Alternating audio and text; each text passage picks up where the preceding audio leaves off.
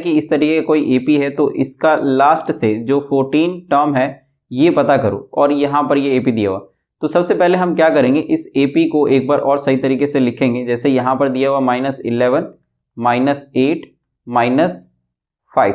-5 से पहले क्या है, -8 मतलब -3 किया गया होगा इसके अंदर, और फिर अगर -8 में -3 किया है तो ये आया। तो इसी तरीके से यहाँ पर अगर 49 है तो 49 में अगर -3 करेंगे तो ये आ जाएगा 46।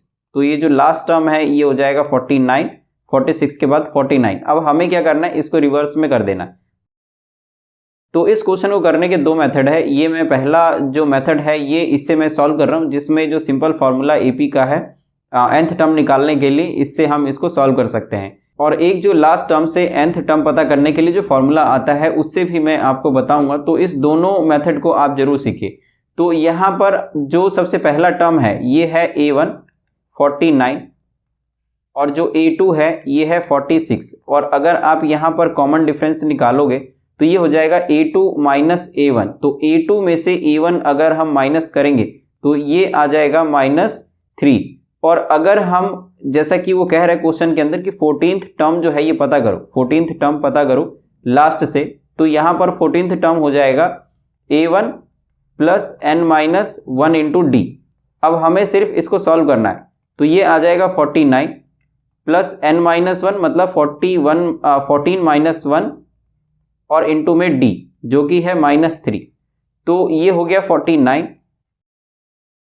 तो 49 और अगर हम इसको सॉल्व करेंगे तो ये आ जाएगा -39 और ये हो जाएगा 10। तो अगर हम यहाँ पर अगर ऑप्शन देखें तो जो ऑप्शन बी है ये हमारा आंसर हो जाएगा। तो अब देखते हैं इसका सेकंड मेथड जो कि इससे भी आसान है। तो जैसा कि एपी दिया हुआ है तो इसमें जो फर्स्ट टर्म है ये है -11 और जो सेकंड टर्म है a2 ये है -8। और इस हिसाब से अगर हम डिफरेंस निकालें तो ये आ जाएगा 3। अब यहाँ पर a1 a2 और d हमको पता है, तो यहाँ पे लास्ट टर्म से जो 14th टर्म है ये क्या होगा ये हमको पता करना है। तो 14th टर्म के लिए जो हम फॉर्मूला है ये लगाएंगे l minus n-1 into D, इस तरीके से।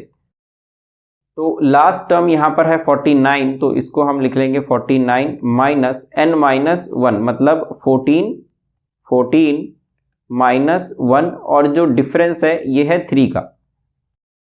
तो अगर हम 49 में से 39 को अगर माइनस करें जो कि मल्टीप्लाई करके आया तो ये आ जाएगा 10।